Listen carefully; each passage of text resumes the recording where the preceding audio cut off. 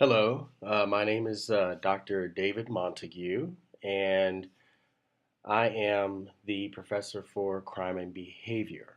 Um, I'm This is new to me. I'm trying to make a video because some students have questions about some of the aspects of the course, and I've put a lot of things in writing, obviously, but I thought it might be helpful to also create this video uh, to specifically go into some information about the book assignments.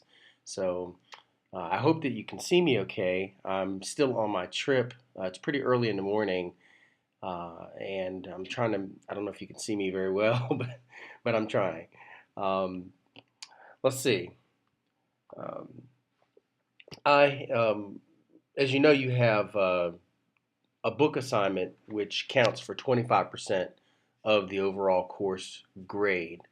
The book assignment consists of completing material that has to be turned in dealing with both books, and it requires that all of the material for both books be utilized.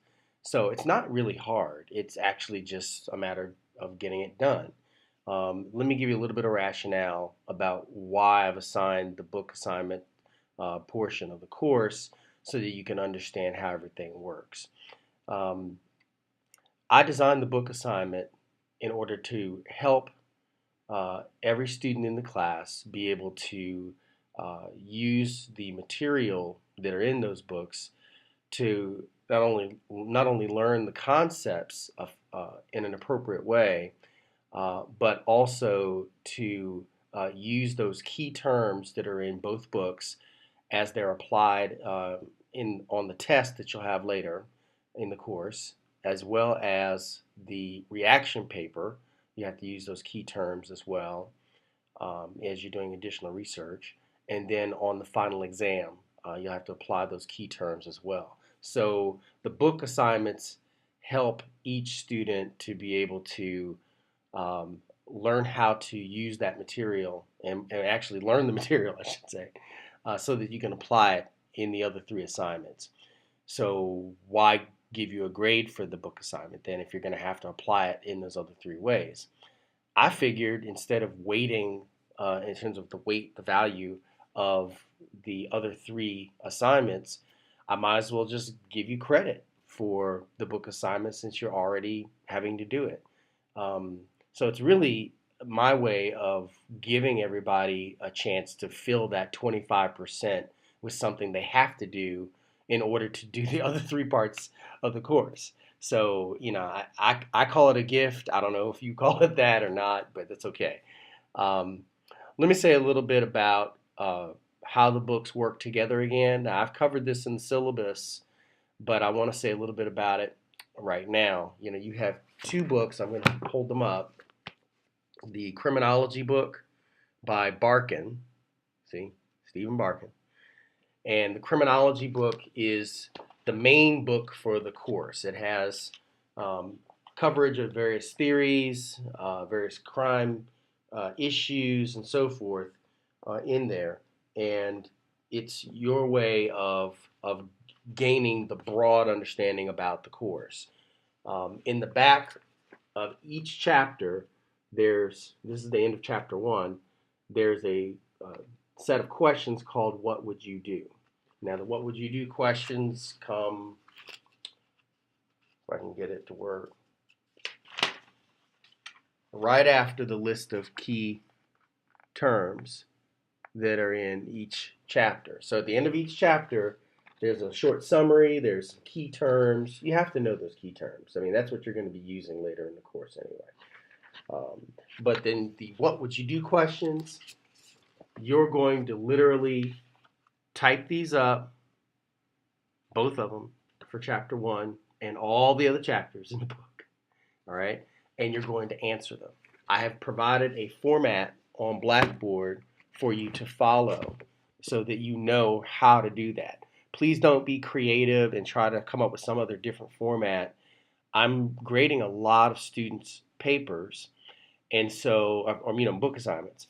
And it's important for you to do it in a way that I can easily see what you've done and not have to figure out what you've done. So the format that I put on Blackboard, that I put on Blackboard has a title page. You have to have all your information in the title page, all of that, just like that, with your name, the course, the section number, labeling what you're actually turning in, which is the criminology book assignment. Don't submit anything that doesn't have all that information in there, because then I have to try to figure out, whose is this, what is it, that type of thing. And it's your grade. I mean, don't make it harder for me to give you the grade that you're trying to seek. Make it easy for me. So put all that in there in that format. Type the question out and make sure that I can clearly see where your answer or your response begins. Don't just have it all as one paragraph or something like that. That's confusing. Make it simple. Think of it as what would help you to be able to, if you had to read 100 of these, what would be easier for you to deal with. So follow the format that I provided, and you shouldn't have any problem. Just please answer the questions thoroughly and make sure that they're put in the actual order that they are in the book. Don't put in chapter one's what would you do questions and your responses, and then after that put in chapter 3, and then later on put chapter 2. No, do it in order so I don't make a mistake and miss anything. I don't want to miss any of your work. I can only grade what I see. So if I miss something and it's because you didn't put it in order, I don't care if you didn't do it in order, as you actually did the work, but take responsibility to put it in order before you turn it in. Now, the Travesty book. This is the other book for the course, Travesty of Justice. This is the second edition of the book that I'm holding right now. And, okay. And this book, whether you have the second edition or the first edition, which has more of a purple cover in terms of the color on it, you, for this course, have all the same material. Whether you have first edition or this second edition, I have worked out a deal with the publisher to give every student the extra 2 chapters that are in the second edition that are not in the first edition, as well as the key terms that are in the second edition but not in the first edition. Those the set of extra material is already on Blackboard for you. So take your time, go look at it. You have everything you need, and whether you have the first edition or second edition, you're not missing out on anything.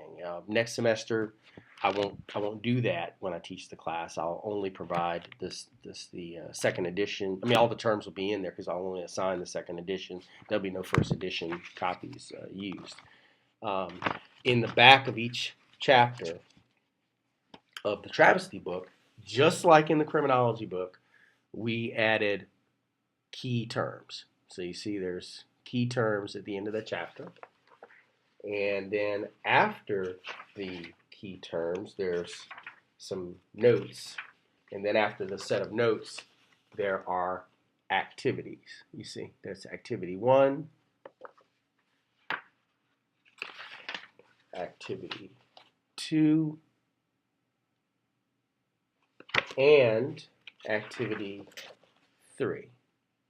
Okay? Now, what you'll notice if you start looking at the different chapters in the Travesty book, that activity 1 for all the chapters, they are sort of the same format. I mean, they're structured the same way. I know that I'm the one that made them. Same thing for activity 2 and activity 3 for every chapter. They all follow the same kind of format. All right. Now, just like with the criminology book, I have created a format that's on Blackboard now for you to follow. Please follow it just like it is. You provide the title page that has all your information in it. Make sure it's clearly labeled as the Travesty of Justice book assignment. All the information that's required, so I know that it's from you, and don't skip anything. And then follow how I phrased it. Now, of course, with the activities, there's all these graphics and everything. You don't worry about that. Just look in the book at how activity 1 for chapter 1 is structured and how it's worded, and then look at the sample that I gave, because I actually typed up, how to do it for the first chapter, and then just follow that format. Provide the question and then the response. Make sure it's clearly separated so that I can tell which is which. And then you're going to simply continue that process for the rest of the book. Some people have contacted me to ask whether or not they have to do specific chapters for the book assignment or do all of them. But if you are looking at the material that I've already put up there, it does say you have to do all the activities and all the what would you do questions for every chapter of both books. Okay, again, the what would you do questions are in the criminology book, the activities are in the travesty book. All right. So give yourself a 25%, of the course, and be able to use that material because it's designed to help you. The activities in particular are not complicated. They're really not. They're really designed to help you quickly apply some important points about each chapter. So it's my way of helping you, make sure you understand something about the book assignment. I'm trying to think if there's anything else that I need to stress about it so I can cut this video off. But I do want to emphasize that when you're turning in the book assignments, if you're a face-to-face student, you're going to print all of that out and bring it to class. This has to be one document. Don't come, with a bunch of different things. One document for the criminology and a different document for all the travesty put together. You're going to hand those in on the date that I remind you all in class. It'll be in October. So the online students, you're going to upload your completed book assignments into Blackboard, and I've already created a shell for you to do that. Just simply make sure you put the correct document in where it's supposed to go. I have already also put on Blackboard some material explaining how to name your files correctly. That is really important. I unfortunately, as I put in writing to you all already, I've had a student last year that for the reaction paper, which is, it's a 25-page assignment, literally just turned in something that said paper. And the problem with that was that several other people turned in documents that said paper. Some students' files get mixed up with other people's files. You don't want that. Be very specific when you're naming material. I mean, I've been doing this thing for, working in this capacity for a very long time. I had to go through graduate school and, I've had files mixed up because I didn't make my file names as detailed as they needed to be. And that's a problem. So I make it a habit to go a little overboard actually in naming my files very, very specifically. I put my name in them sometimes, and I will label which version just to keep track of them. Anything to help me identify that unique document, is helpful. And again, I provided a sample in there. For instance, if it were me turning in an assignment, let's just say my name is John Clay, then I might name my criminology book assignment John Clay Criminology Book Assignment, version 2 or V2 or something like that, or V whatever iteration, whatever version of it you're using, 25 even, John Clay Criminology Book Assignment V25, and upload that document. So if you have a problem uploading the document into Blackboard, don't worry about it. I have set Blackboard up to allow multiple submissions, or in Blackboard they're called attempts. So you can attempt to upload it as many times as you need to get the right one there. I mean, that's important, and you should go back and check what you've done afterward.